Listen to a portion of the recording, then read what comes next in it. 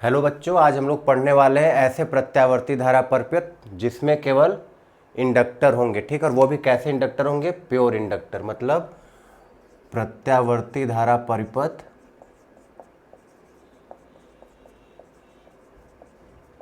जिसमें केवल क्या जुड़ा होगा? शुद्ध प्रेरक। प्योर इंडक्टर का मतलब, शुद्ध प्रेरक का मतलब, तो प्योर इंडक्टर ऐसे इंडक्टर होते हैं जिनका रेजिस्टेंस किसके बराबर होता है? जीरो। रेजिस्टेंस का मतलब प्रतिरोध। ठीक है, तो आज हम कैसे सर्किट पढ़ेंगे? ऐसे प्रत्यावर्ती धारा परिपथ जिसमें शुद्ध प्रेरक जुड़े होंगे।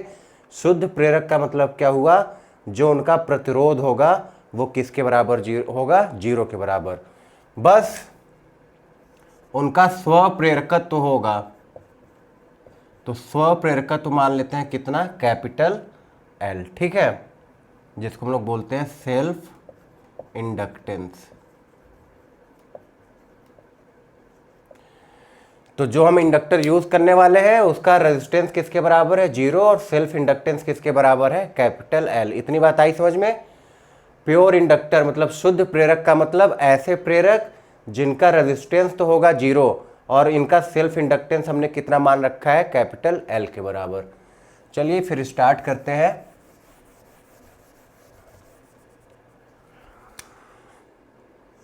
तो हमको पता है कि इंडक्टर हम कैसे बनाते हैं, इस तरीके से कुंडली के रूप में।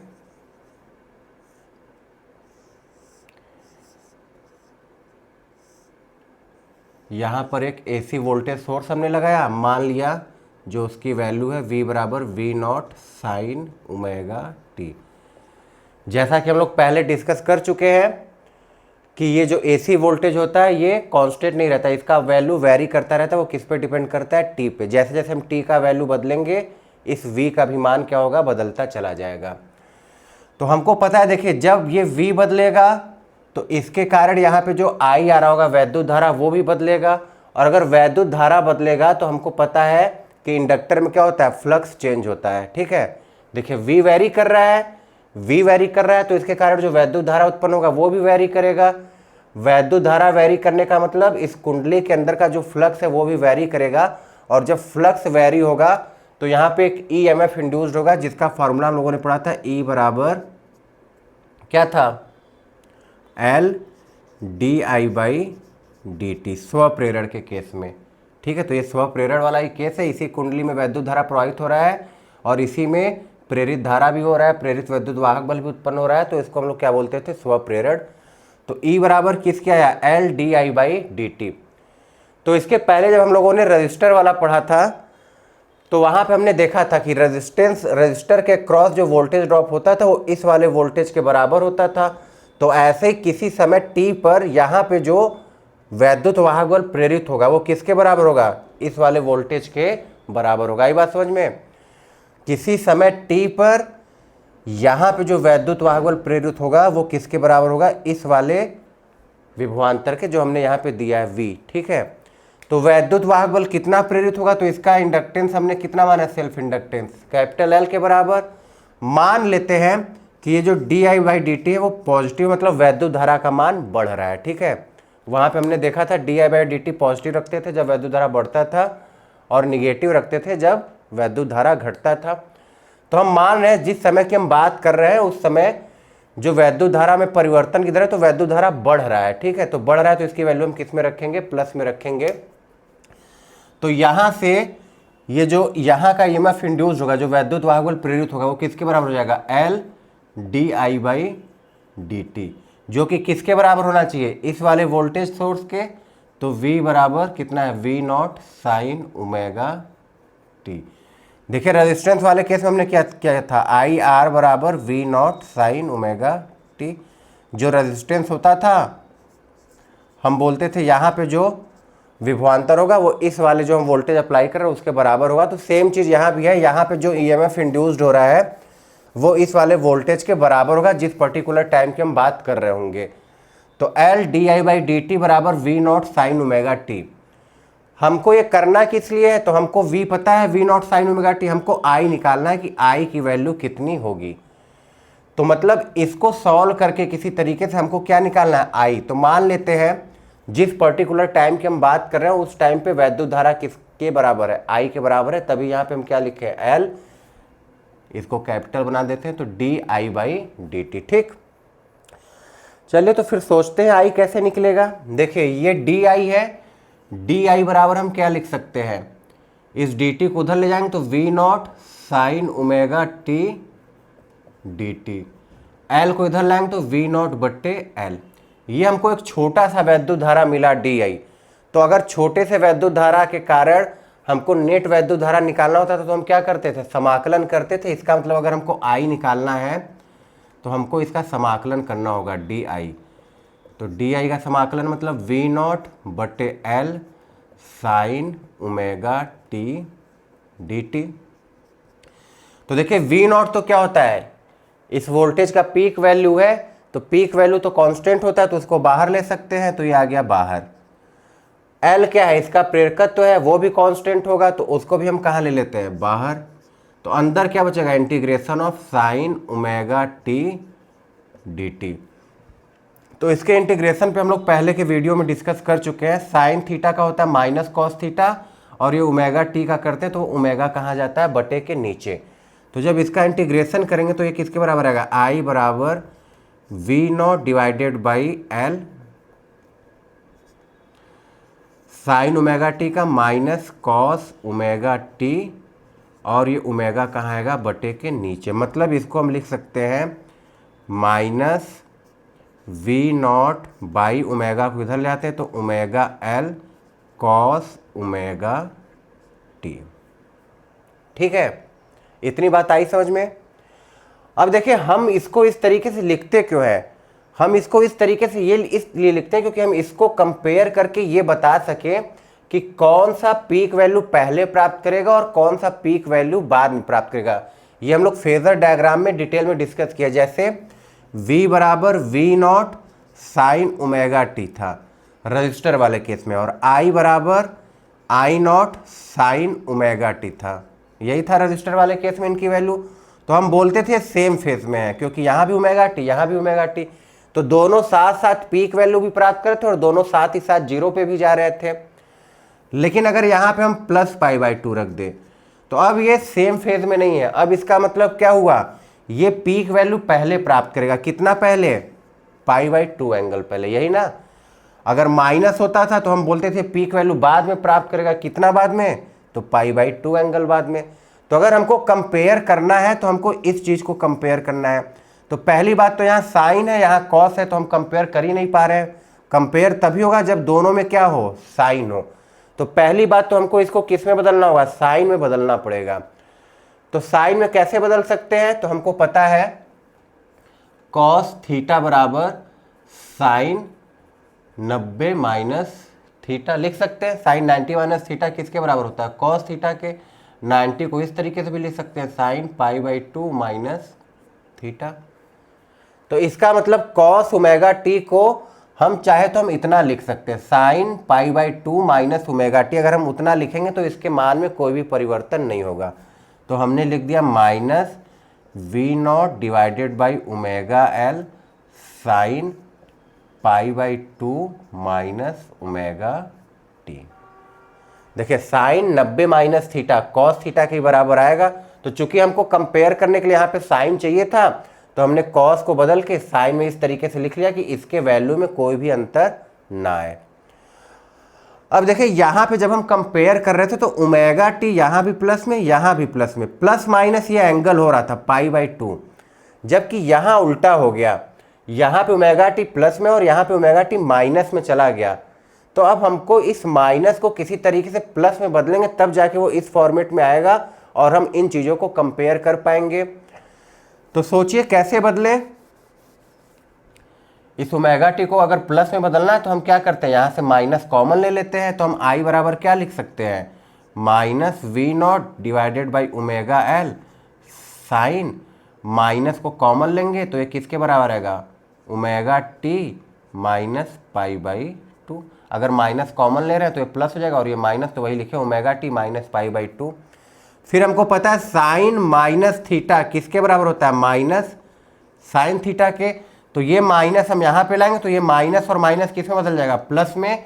तो ये किसके बराबर हो जाएगा, V naught omega L sine omega T minus pi by two. अब हमको जिस रूप में चाहिए था कंपेयर करने के लिए वो यहाँ पे मिल गया। साइन यहाँ भी है, साइन यहाँ भी है, ओमेगा टी यहाँ भी प्लस में है और ओमेगा टी यहाँ भी प्लस में है। तो आई बराबर हमको क्या मिला, आई बराबर हमको मिला V naught divided by omega L sine omega T minus pi by to.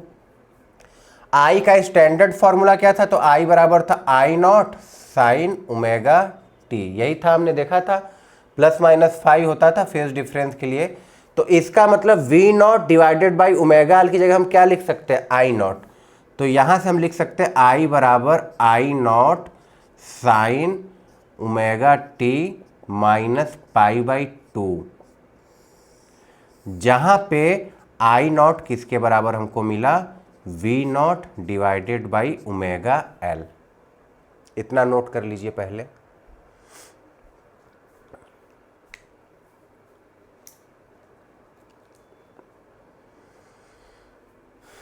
चलिए आगे बढ़ते हैं।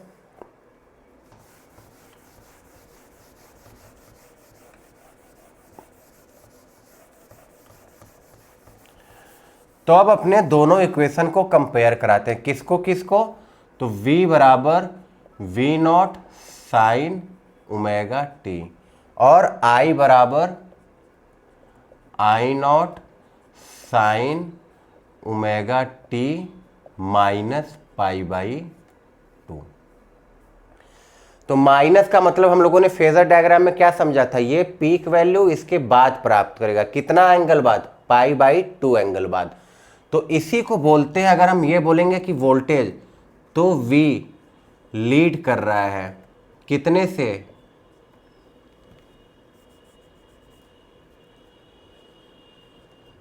पाई बाई टू। लीड का मतलब अग्रगामी,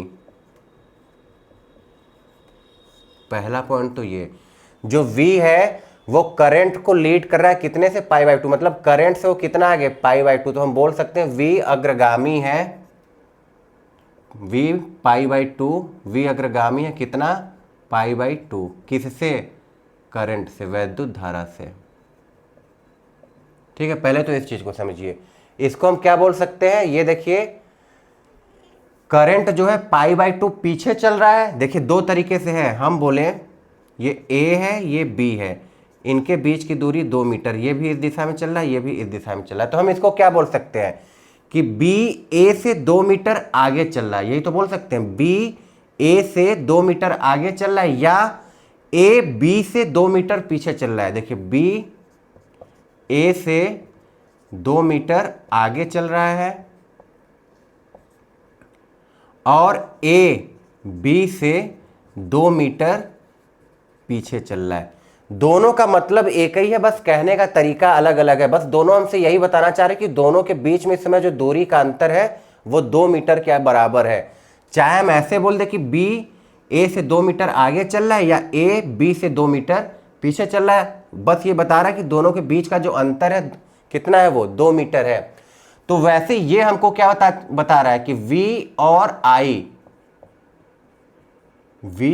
I के बीच जो फेज डिफरेंस है, मतलब जो कला में अंतर है, वो कितना है, पाई बाई टू है। ठीक है, V और I के बीच में जो कला में अंतर, जो फेज डिफरेंस है, वो पाई बाई टू है। तो आगे कौन चल रहा है, V, क्योंकि V पहले पीक को प्राप्त करेगा, I बाद में। I कितना बाद में, पाई बाई टू एंगल पे। तो हम बोल सकते हैं क्या कि V आगे चल रहा है कितना, पाई बाई टू, या इसकी तरीके से बोलना चाहे तो I पीछे चल रहा है कितना, पाई बाई टू।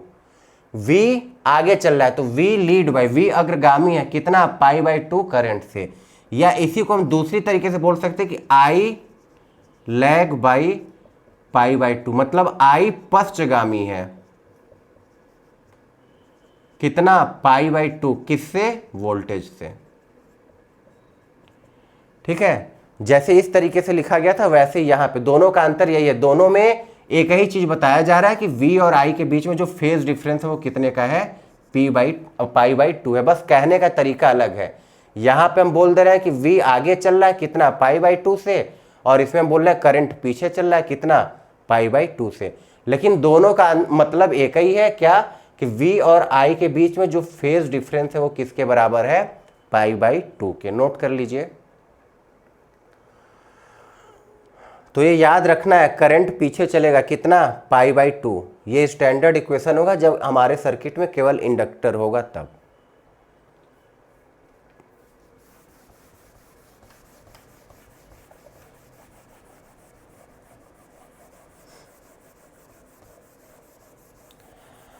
तो अब इसका फेजर डायग्राम कैसे बनेगा, तो देखिए एक फेजर डायग्राम तो इस तरीके से बन सकता है।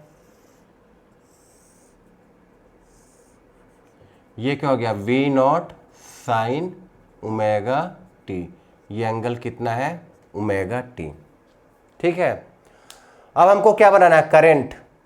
तो करंट पाई बाई टू पीछे चल रहा है, माइनस का है, तो माइनस में हमने फेजर डायग्राम में पढ़ा था कि जब प्लस होता है तो एंटी क्लॉकवाइज, माइनस होता है तो क्लॉकवाइज। इसका मतलब करंट नीचे की तरफ आएगा, कितना एंगल पीछे, पाई बाई टू। तो ये हम बना देंगे इस तरीके से, ये एंगल कितना होगा, 90 अंश। ये हमको मिलेगा आई नॉट साइन ओमेगा टी।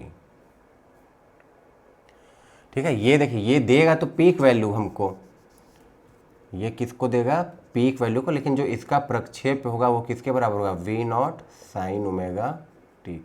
वैसे ही हमको आई का पीक वैल्यू देगा और इसका जो प्रक्षेप होगा वो क्या होगा, आई नॉट साइन ओमेगा टी। और कैसे बना सकते हैं, तो ऐसे बना सकते हैं, अगर ये वी नॉट है तो आई नॉट पीछे चल रहा है कितना, पाई बाई टू, तो आई नॉट यहाँ बना दीजिए, ये हो गया आई नॉट। एक तरीका ये हो गया, दोनों के बीच का एंगल कितना है, बस दोनों के बीच का जो फेज डिफरेंस है वो कितना होना चाहिए, 90 होना चाहिए। ठीक है, और कैसे बना सकते थे, तो वी नॉट यहाँ बना दीजिए और आई नॉट यहाँ बना दीजिए। अभी फेज डिफरेंस कितना है, 90 डिग्री है। ऐसे भी बन सकता था, ये हो गया वी नॉट, आई पीछे चल रहा है तो ये हो गया आई नॉट। देखिए आई पीछे चल रहा है तो पीछे का मतलब क्लॉकवाइज आना है, तो क्लॉकवाइज कितना आएंगे, 90। हर में देखिए पीछे चल रहा है, करंट पीछे है तो करंट पीछे है पाई बाई टू, तो हमको क्लॉकवाइज चलना है। तो यहाँ पे आए पाई बाई टू पीछे, यहाँ भी clockwise I pi by to पीछे, यहाँ भी क्लॉकवाइज पाई बाई टू पीछे, और यहाँ भी क्लॉकवाइज पाई बाई टू पीछे।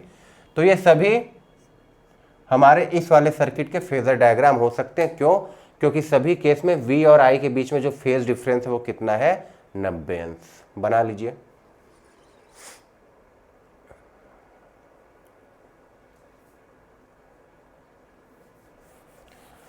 वेव फॉर्म में देख लेते हैं कैसे बनेगा।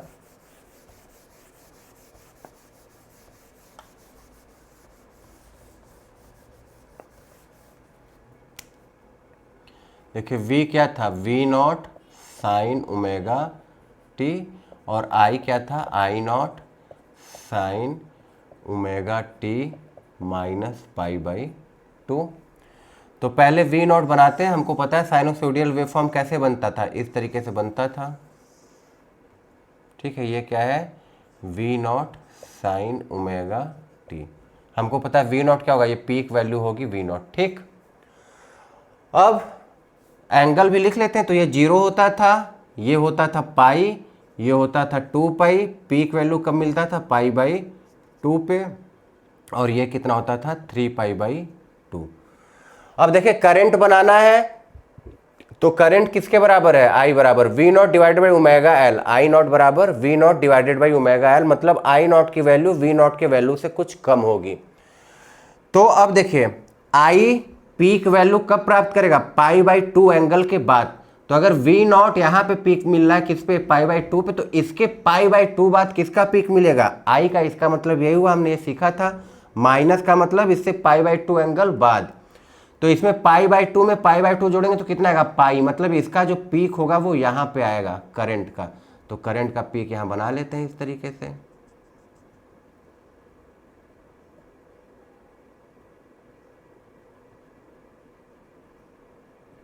तो ये हो जाएगा हमारा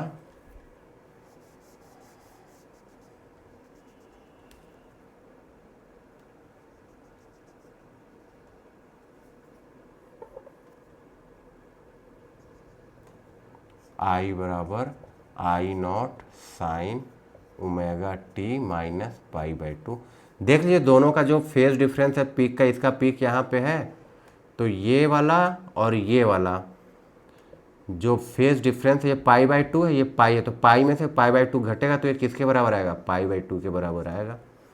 तो ये हमको यही बता रहा है कि इनके बीच का जो फेज डिफरेंस है वो कितना है, पाई बाई टू। मतलब पहले पीक किसको मिलेगा, वी को, और वी को पीक मिलने के पाई बाई टू एंगल बाद किसको पीक मिलेगा, करंट आई को। इसको इस तरीके से भी बना सकते हैं। मान लीजिए यहां पे देखिए v यहां से स्टार्ट किया था मूल बिंदु से, यहां पे हम i को ऐसे स्टार्ट कर देते हैं। ये हमको दे दिया i बराबर I naught sine omega T. ये कितना, 0, ये पाई बाई टू, ये पाई, ये 2 पाई और ये 3 पाई बाई टू। तो देखिए यहाँ पे v लिखा था v naught sine omega T, i लिखा था i not sine omega T minus pi by two. अब यहाँ पे i not sine omega T लिखा है, तो सबसे पहले तो हमको v का इक्वेशन निकालना पड़ेगा। तो v क्या होगा, तो देखिए इस वाले सर्किट को हमने क्या देखा, इसको हमने दो तरीके से देखा था कि जो v नॉट है वो i से पाई बाई टू एंगल अग्रगामी है, या जो i है वो v से पाई बाई टू एंगल पश्चगामी है। तो अगर हमारे पास i का पता है तो i का मतलब जो v होगा हमको पता है v i से कितना, पाई बाई टू एंगल अग्रगामी होगा, यही पढ़ा था ना हमने। या तो हम बोल दे कि i इससे पीछे चल रहा है कितना, पाई बाई टू, या तो हम बोल दे कि v जो है i से आगे चल रहा है कितना, पाई बाई टू। दोनों एक ही चीज बता रहे हैं। तो v i से आगे चल रहा है, कितना आगे चल रहा है, पाई बाई टू। तो v बराबर v naught sine omega T plus pi by to. देखिए ये और ये दोनों एक तरीके से सेम इक्वेशन है। ये भी हमको बता रहा है कि फेज डिफरेंस कितना है, पाई बाई टू। ये भी हमको बता रहा है कि फेज डिफरेंस कितना है, पाई बाई टू। माइनस हमको क्या बता रहा है कि करंट पीक वैल्यू बाद में प्राप्त करेगा वोल्टेज से। करंट पीक वैल्यू बाद में प्राप्त करेगा, किससे, वोल्टेज से। यहां पे हमको प्लस बता रहा है कि वोल्टेज पीक वैल्यू पहले प्राप्त करेगा, किससे, करंट से। कितना पहले, पाई बाई टू। तो दोनों सेम चीज ही बता रहे हैं। तो अब अगर हमको वी नॉट लगाना है, ये वाला वी बनाना है, तो कैसे, वी को पीक वैल्यू पहले मिलेगा कितना, पाई बाई टू। तो पाई बाई टू में से पाई बाई टू माइनस करेंगे तो 0 आएगा, इसका मतलब वी को यहाँ से पीक वैल्यू मिलेगा। तो वी का ग्राफ कुछ इस तरीके से हो जाएगा। यहाँ पे वी का क्या हो गया, पीक वैल्यू, तो ये इस तरीके से,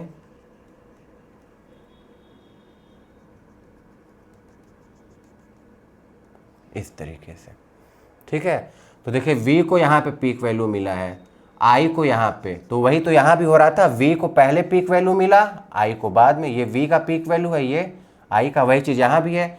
ये v का पीक वैल्यू, v को पहले पीक वैल्यू मिल रहा है और i को बाद में।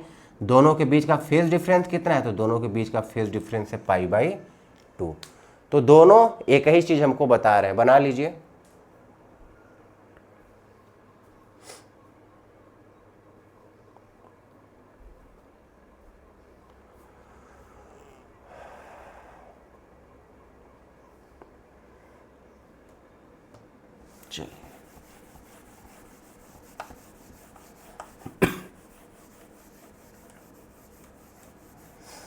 चलिए तो इस वाले फॉर्मूले को और डिस्कस कर लेते हैं।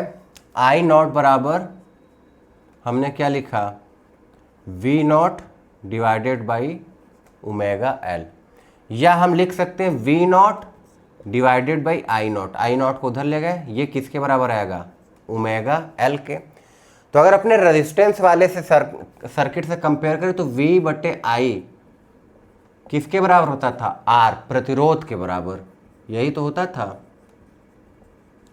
तो इसका मतलब यहां भी जो वी नॉट आई नॉट है कुछ प्रतिरोध जैसा ही हमको दे रहा है, बस अंतर क्या है, यहाँ पे प्रतिरोध R के बराबर तो यहाँ पे प्रतिरोध ओमेगा L के बराबर है।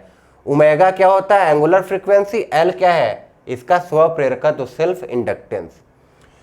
तो अगर इन दोनों की जगह हमको एक दूसरी भौतिक राशि लिखनी है, यहाँ पे दो भौतिक राशि लिखी थी, तो हम बोले कि हम इसकी जगह केवल एक भौतिक राशि लिखेंगे। तो उस भौतिक राशि को प्रदर्शित किया जाता है एक्स एल से, जिसको बोला जाता है प्रेरण प्रतिघात, इंडक्टिव रिएक्टेंस।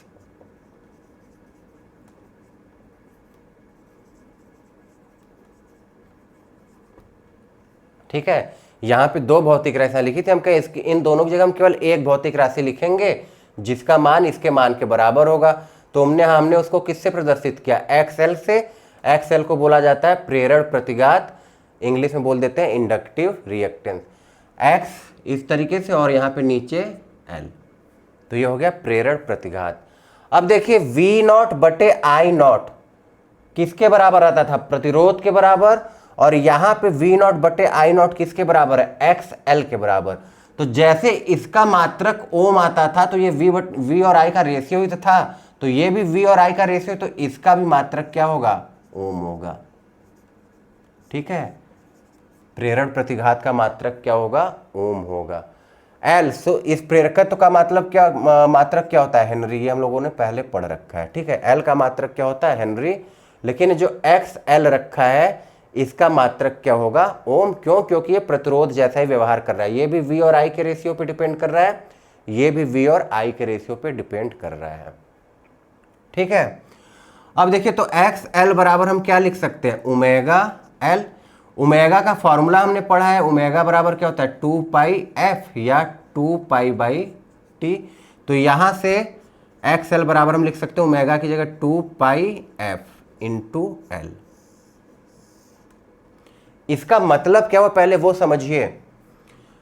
अगर ये जो हमने वोल्टेज सोर्स लगाया, देखिए यहां भी ओमेगा है, ओमेगा का मतलब क्या हुआ, 2 पाई एफ। तो अगर इस वोल्टेज सोर्स की फ्रीक्वेंसी बढ़ेगी तो एक्सएल क्या है, फ्रीक्वेंसी के अनुक्रमानुपाती। देखिए 2 पाई भी नियतांक हो गया, ये एल हेनरी, ये भी क्या हो गया, नियतांक। तो जो एक्सएल की वैल्यू केवल एफ फ्रीक्वेंसी पे डिपेंड कर रही है। तो अगर हम फ्रीक्वेंसी इस सोर्स की, जो वोल्टेज सोर्स है, अगर उसकी हम फ्रीक्वेंसी घटाएंगे बढ़ाएंगे तो एक्सएल की वैल्यू भी घटेगी बढ़ेगी। और चूंकि दोनों बटे के ऊपर है तो अनुक्रमानुपाती है, मतलब फ्रीक्वेंसी बढ़ेगा तो प्रेरण प्रतिघात बढ़ेगा, और अगर फ्रीक्वेंसी घटेगा तो प्रेरण प्रतिघात घटेगा। ठीक है, तो इसके घटने बढ़ने से क्या होगा, तो देखिए आई नॉट बराबर हम क्या लिख सकते हैं, आई नॉट बराबर V naught divided by X L. तो अब ध्यान से सुनिएगा, फ्रीक्वेंसी बढ़ा, एक्सएल बढ़ा, एक्सएल बढ़ेगा तो अब ये व्युत्क्रमानुपाती है, मतलब वैद्युत धारा घट जाएगा। अगर फ्रीक्वेंसी बढ़ रहा है तो वैद्युत धारा क्या हो रहा है, घट रहा है। फ्रीक्वेंसी घटाएंगे एक्सएल घटेगा, एक्सएल घटने से वैद्युत धारा बढ़ जाएगा। तो फ्रीक्वेंसी घटाएंगे तो वैद्युत धारा बढ़ेगा। ठीक है, फ्रीक्वेंसी बढ़ा रहे हैं तो एक्सएल क्या हो रहा है, बढ़ रहा है, एक्सएल बढ़ने से वैद्युत धारा घट रहा है। फ्रीक्वेंसी घटा रहे हैं तो एक्सएल भी क्या हो रहा है, घट रहा है, लेकिन एक्सएल घटने से वैद्युत धारा क्या हो रहा है, बढ़ रहा है। इंपॉर्टेंट बातें ये प्रेरण प्रतिघात के बारे में जो आप लोगों को पता होना चाहिए। मतलब फ्रीक्वेंसी घटा बढ़ाकर हम प्रेरण प्रतिघात की वैल्यू को घटा बढ़ा सकते हैं, और प्रेरण प्रतिघात की वैल्यू घटाने बढ़ाने से हमारा वैद्युत धारा भी क्या होगा, बदल जाएगा। ठीक है,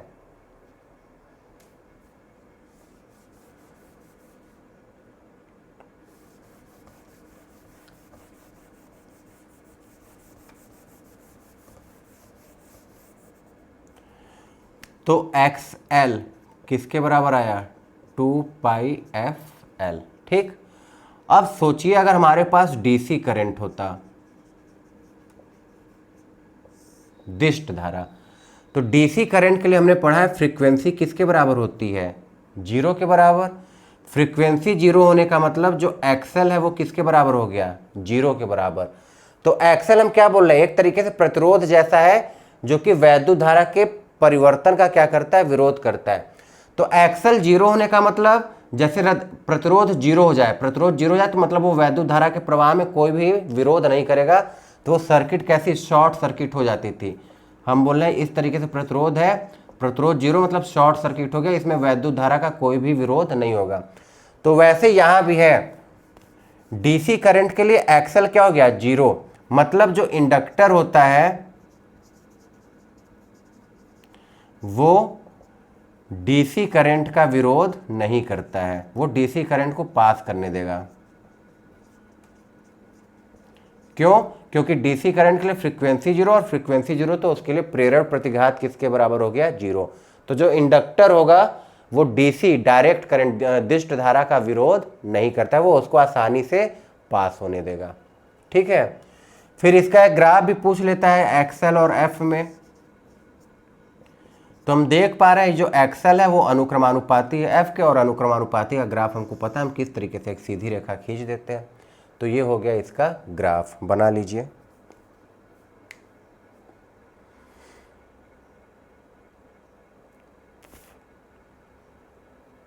ठीक, चलिए तो एक बार समराइज कर लेते हैं जो जो इंपॉर्टेंट बातें हम लोगों को मिली।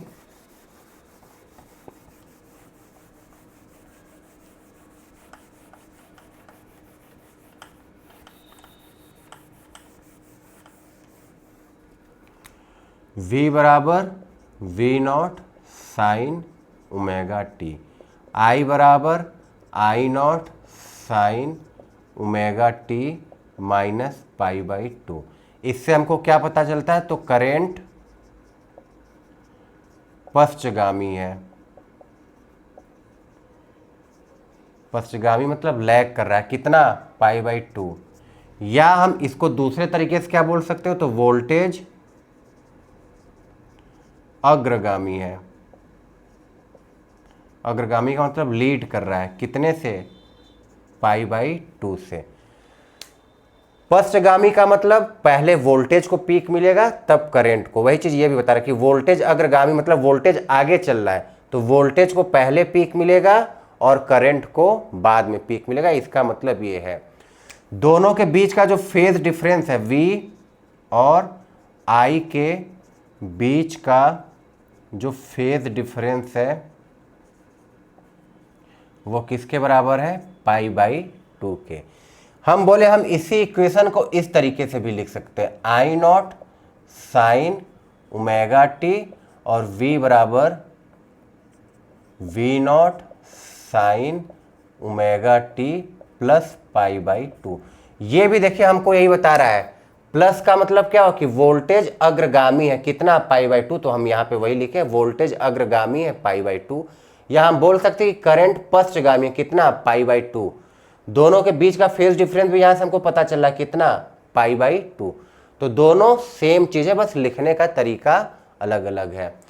फिर हमने क्या निकाला कि जो एक्स एल होता है वो किसके बराबर होता है? V naught divided by I naught के, या जो एक्स एल है उसको निकालने का एक और फॉर्मूला है 2 पाई एफ एल मतलब ओमेगा एल। ओमेगा एल को हमने एक्स एल लिखा था, तो एक बात ये हो गई। ठीक, ग्राफ और फेजर डायग्राम हम लोगों ने देख ही लिया। अब एक दो सवाल से समझते हैं कि कैसे कैसे सवाल इस पे दे सकता है।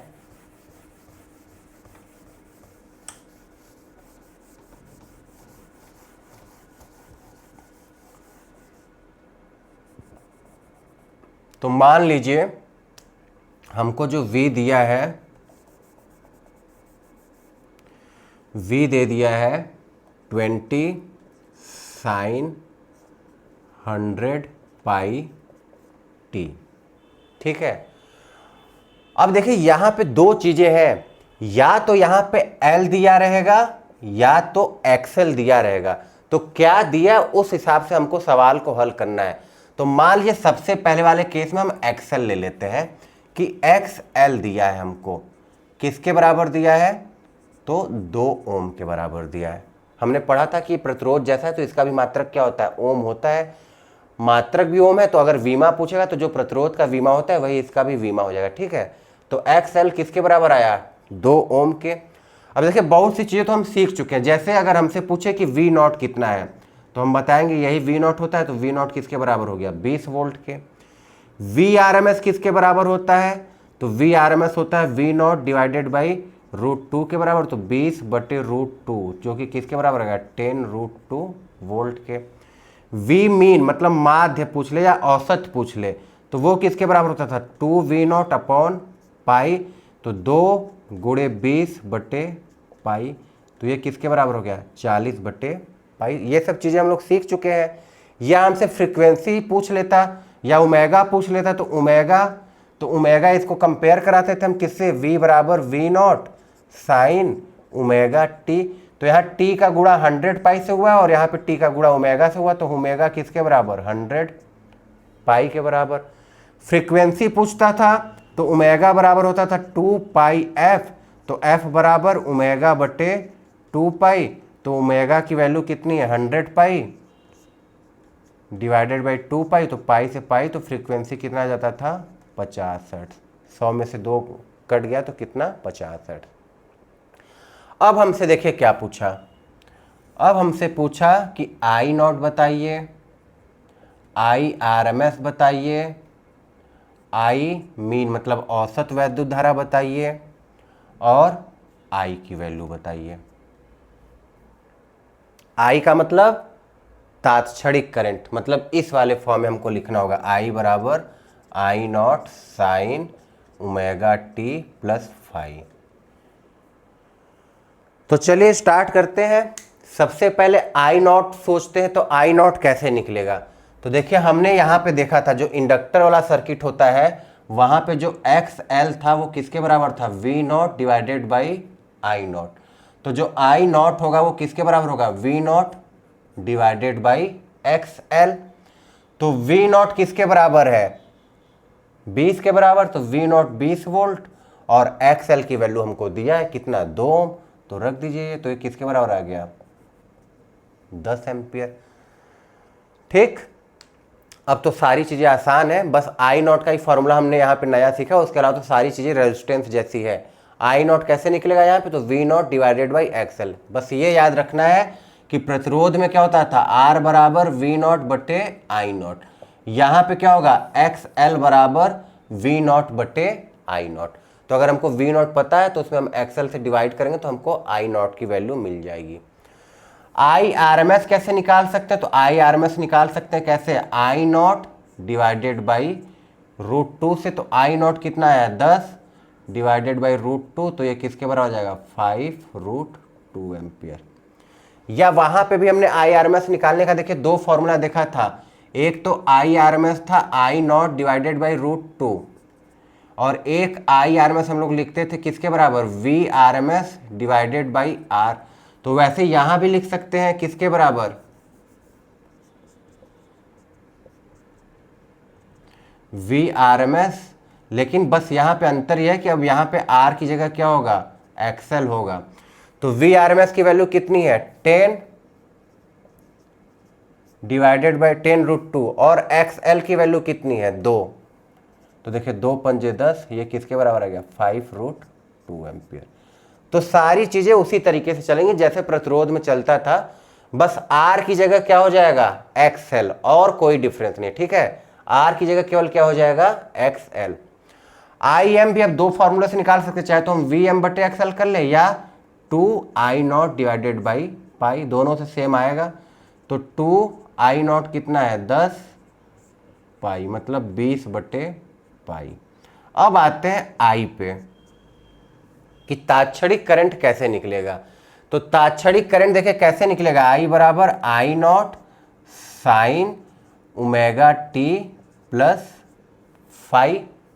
इसी फॉर्म में हमको लिखना है कुछ, तो I0 हम निकाल चुके हैं कितना 10 साइन ओमेगा की वैल्यू कितनी है 100 पाई, तो 100 पाई टी। अब ये देखिए हमको याद रखना है क्या जो हमने सीखा था, क्या कि यहां पे जो करंट होता है वो वोल्टेज से पीछे चलता है, कितना π/2, यही तो हमने सीखा था। करंट आगे होता है और वोल्टेज कितना पीछे चलता है, दोनों में फेज डिफरेंस कितना होता है, तो π/2 का। तो अगर करंट जो है वोल्टेज से पीछे चल रहा है, करंट जो है वोल्टेज से पीछे चल रहा है, तो सबसे पहली बात तो यहां क्या हम लिखेंगे माइनस। ठीक है, पीछे चल रहा है तो माइनस, कितना पीछे चल रहा है तो हमको पता है π/2 होता है, तो यहाँ पे हम क्या लिख देंगे π/2। बस यही हो गया हमारे आई का आंसर। ठीक है, कैसे निकला है? तो आई बराबर I naught sine omega T plus phi. ये फाई हमको क्या बता रहा है? वी और आई के बीच का फेज डिफरेंस। यहां प्लस माइनस दोनों लिख लेते हैं कि कब प्लस लेना और कब माइनस। तो आई नॉट की वैल्यू तो हमने निकाल ली 10, साइन ओमेगा की वैल्यू दे रखी थी कितनी? 100 पाई, तो 100 पाई इंटू टी। अब हमको ये सोचना है कि यहाँ पे प्लस होगा या माइनस। तो हमने पढ़ा है कि हमारा अगर ऐसा सर्किट है जिसमें केवल क्या है? इंडक्टर है, तो इंडक्टर में करंट पीछे चलता है। पीछे चलने का मतलब क्या हो गया? माइनस। कितना पीछे चलता है? तो वो भी हमको याद है, कितना? पाई बाई 2 के बराबर, तो माइनस पाई बाई 2। तो ये याद रखना है कि आई कैसे लिखते हैं, और वो तभी लिख पाएंगे जब हमको ये याद रहे कि इंडक्टेंस में, इंडक्टर वाले सर्किट में जो करंट होता है वो वोल्टेज से पीछे चलता है। पीछे चलने का मतलब माइनस, और ये कितना हो जाएगा? Pi by 2। अब यहीं पे देखिए थोड़ा सा ध्यान आपको और देना है। मान लीजिए हमको आई दिया होता कि आई बराबर 20 साइन 100 पाई इंटू टी। ठीक है, हमको v ना देके आई दिया होता, और हमको क्या लिखना होता? v। तो सबसे पहले तो हमको v नॉट निकालना होता। अगर v लिखना है तो v नॉट, v बराबर v naught sine omega T plus minus phi, इस तरीके से। तो सबसे पहले तो v नॉट, तो v नॉट कैसे निकलेंगे? v बराबर आई आर, तो r की जगह एक्स एल, तो v नॉट बराबर I not into x L. तो आई नॉट कितना है? 20, और एक्स एल दे रखा है 2, तो ये किसके बराबर आया? 40 वोल्ट के बराबर। तो v बराबर हम क्या लिखेंगे? v नॉट की जगह 40 साइन ओमेगा, तो ओमेगा की वैल्यू कितनी है? 100 पाई, तो 100 पाई टी। अब प्लस की माइनस, तो अब देखिए यहां पे करंट दिया है, लिखना किसके लिए? वोल्टेज के लिए। यहां पे क्या था? वोल्टेज दिया था तो करंट के लिए लिखना था, तो करंट पीछे चल रहा था, कितना? पाई बाई 2, तो हमने लिखा था माइनस। यहां पे कौन पीछे चल रहा है? यहां भी करंट ही पीछे चल रहा है, तो करंट पीछे चलने का मतलब वोल्टेज आगे चल रहा होगा, यही ना? अगर करंट पीछे चल रहा है तो वोल्टेज कहां चल रहा होगा? आगे चल रहा होगा। तो आगे चलने का मतलब प्लस। कितना आगे चल रहा है? तो हमको पता है पाई बाई 2 फेज डिफरेंस होता है, तो ये पाई बाई 2 आगे चल रहा होगा। तो इस तरीके से हम लिखेंगे। तो ये ध्यान देना है क्या दिया है? v दिया है कि i दिया है, और अगर v और i दिया है तो कौन आगे चल रहा है कौन पीछे चल रहा है, उस हिसाब से हम प्लस और माइनस लगा के सॉल्व करेंगे। ठीक है, और क्या बोल सकता है? जैसे यहाँ पे एक्सएल दिया था, डायरेक्ट एक्सएल ना देके हमको एल दे दे, किसके बराबर मान लेते हैं? 2 हेनरी के बराबर। तो अगर हमको एल दिया रहेगा तो हमको एक्सएल निकालना पड़ेगा। तो एक्सएल हम कैसे निकालेंगे? तो एक्स एल बराबर ओमेगा एल। तो ओमेगा की वैल्यू देख लीजिए यहाँ पे कितनी दी गई है? 100 पाई, तो ओमेगा की जगह 100 पाई लिखेंगे, और एल कितना दिया है? 2। तो इस तरीके से हम एक्सएल की वैल्यू निकालेंगे और फिर अपने सवालों को हल कर देंगे। तो ये ध्यान देना है कि यहाँ पे किसकी वैल्यू दी गई है? एक्सएल दी गई है, तब तो अच्छी बात है, हमको डायरेक्ट फॉर्मूले में रख देना है। लेकिन अगर एल दिया है तो हम सबसे पहले एक्सएल निकालेंगे, और एक्सएल कैसे निकलेगा? तो ओमेगा इंटू एल या 2 पाई एफ एल। ओमेगा दिया है तो अच्छी बात, ओमेगा की वैल्यू रख देंगे। नहीं तो मान लीजिए यहाँ पे हमसे ये बोलता कि जो वोल्टेज सोर्स है वो इस तरीके से है, 50 वोल्ट और 100 हर्ट्ज। तो यहाँ पे हमको क्या दिया है? फ्रीक्वेंसी दिया है। तब जब हम एक्सएल निकालते तो किस वाले फॉर्मूले से निकालते? 2 पाई एफ एल। ठीक है, तो ये सब छोटी छोटी बातें हैं जो आप लोगों को ध्यान देना है। तो आज के लिए बस इतना ही। मिलते हैं नेक्स्ट वीडियो में, जहाँ पे हम लोग पढ़ेंगे इंडक्टर की जगह जब कैपेसिटर हो सर्किट में। ठीक, तो आज के लिए बस इतना ही। Bye bye.